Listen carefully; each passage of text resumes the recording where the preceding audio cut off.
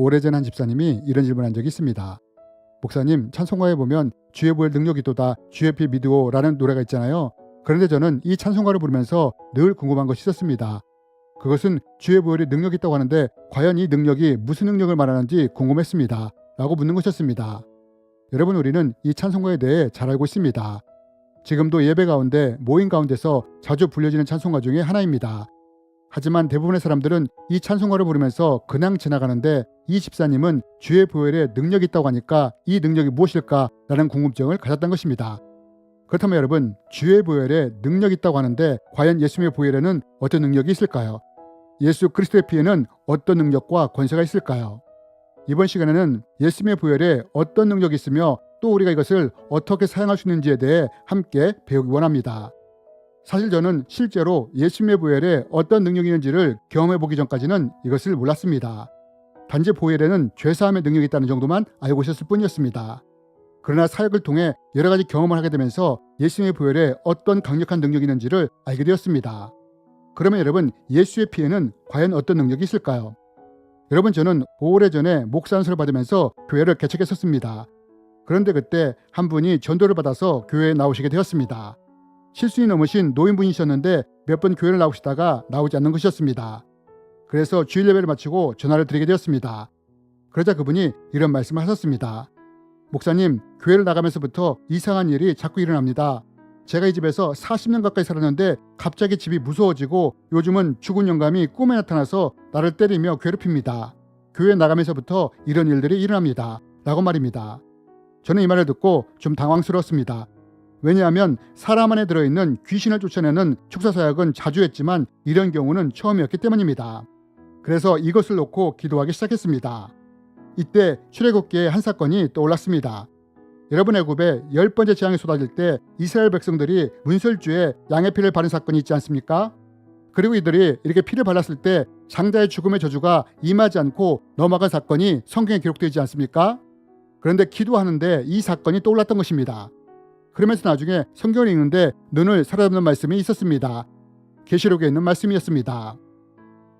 우리 형제들은 어린 양의 피와 자신들의 복음의 증거로 그 마귀를 이겼으니 그들은 죽기까지 자기 목숨을 아끼지 않고 마귀와 싸웠다. 여러분, 제가 이 말씀들을 접하면서 어떤 생각을 하게 되었느냐? 문설주의 피가 저주를 막아주는 역할을 했고 어린 양이신 예수님의 피가 마귀를 이기는 능력이 있다면 나도 성도님의 집에 가서 문설주에 예수님의 피를 발라볼까? 라는 생각을 하게 되었습니다.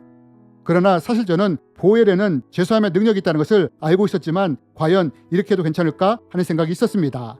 하지만 이제 막 개척한 교회에 성도님이 떠나갈 판이었기에 전화를 걸고 성도님의 집에 찾아가게 되었습니다.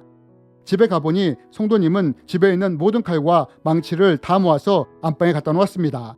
집이 무서워지고 꿈자리가 좋지 않자 성도님은 나름 이렇게 해서라도 막아보려고 한 것이었습니다. 저는 먼저 신방 예배를 드리고 가방에서 종이 몇 장을 꺼냈습니다. 사도신경과 주기도문을 인쇄한 종이었습니다. 이것을 벽에 붙여드렸습니다. 그러면서 매일 이것을 읽으면서 기도하라고 말씀을 드렸습니다. 그리고 나서 저와 저는 집안 곳곳을 다니면서 기도하기 시작했습니다. 가장 먼저 안방 문설주에 붙어있던 노란색 부적을 떼어냈습니다. 그리고 이곳에 예수님의 보혈을 바르고 곳곳에 예수님의 보혈을 뿌리기 시작했습니다. 거실에도 부엌에도 화장실에도 이렇게 했습니다. 심지어 작은 창고조차도 보혈을 바르며 덮는 기도를 했습니다. 그리고 돌아왔습니다. 이런 후에 그 주일날 성도님이 교회에 나오셨습니다. 그러면서 이렇게 말씀하셨습니다. 목사님, 그때 오셔서 기도해 주셨잖아요. 그 이후로 아무렇지도 않아요. 라고 말입니다. 여러분, 이것이 바로 예수 그리스도의 보혈의 능력입니다. 여러분, 저는 이 경험을 통해서 예수님의 보혈에는 죄사함의 능력뿐 아니라 보호의 능력이 있다는 것도 알게 되었습니다. 여러분, 성경에 보면 이런 말씀이 있습니다. 율법에 따라 거의 모든 물건이 피로써 정결케 되나니 피 흘림이 없은즉 사함이 없느니라. 여러분, 성경이 뭐라고 말합니까? 피에는 모든 물건을 정결케 하는 능력이 있을 뿐 아니라 죄를 사는 능력도 있다고 합니다. 여러분, 예수님의 피에 어떤 능력이 있느냐? 그것은 죄를 사하는 능력이 있을 뿐 아니라 피가 정결케 함으로 보호하는 능력이 있다는 것입니다. 즉, 예수님의 보혈에는 죄사함의 능력뿐 아니라 보호하는 능력도 있다는 것입니다. 그리고 저는 나중에 선교지에 가서 이러한 능력을 더 절실하게 깨닫게 되었습니다. 여러분, 선교지는 우상 숭배가 팽배한 곳입니다. 다시 말하면 예수님이 복음의 깃발을 꽂기 전에 사탄의 세력들이 이미 우상의 이름으로 먼저 깃발을 꽂은 곳이라는 것입니다. 그런데 이런 장소에 교회를 세우고 예수님을 믿게 한다면 어떻게 될까요? 사탄의 세력들이 그냥 보고만 있지는 않는다는 것입니다. 공격을 한다는 것입니다. 그래서 교회 성도님들 중에는 원인도 모르는 이유들로 인해 어려움을 당하는 경우가 많았습니다. 여러분 이럴 때 어떻게 했느냐? 이때 보혈의 능력을 사용했다는 것입니다. 그 집에 찾아가서 예배를 드리면서 선포하는 것입니다. 이 집은 하나님의 자녀들이 머무는 하나님이 지키시는 집입니다. 선포하면서 복음의 깃발을 꽂는 것입니다. 그러면서 어떻게 하느냐? 그 집 구석구석을 다니면서 보혈로 덮는 기도를 하는 것입니다. 예수의 피를 뿌리고 바르는 것입니다.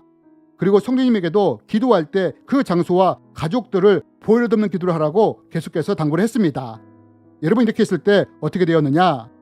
이렇게 했을 때 많은 경우 보혈의 능력으로 말미암아 성도들이 악으로부터 보호되는 것을 볼 수 있었습니다. 여러분 우리는 예수님의 보혈에 죄를 씻기는 능력이 있음을 알고 있습니다. 이에 대해 성경은 이렇게 말합니다. 예수의 피가 우리를 모든 죄에서 깨끗하게 하실 것이요 한 점의 죄도 흠이 없으신 어린 양 예수 그리스도의 보배로운 피로 여러분은 구원을 받은 것입니다. 여러분 이것이 바로 보혈의 능력입니다. 그러나 여러분 우리가 여기서 한 가지 더 기억해야 할 것은 예수님의 보혈에 죄사함의 능력도 있지만 또한 우리를 보호하는 능력도 있다는 것입니다. 여러분 내가 속한 집이 있습니까? 회사가 있습니까? 교회가 있습니까? 내가 사랑하는 사람들이 있습니까? 그럼 기도할 때 보혈을 덮는 기도를 하시기 바랍니다.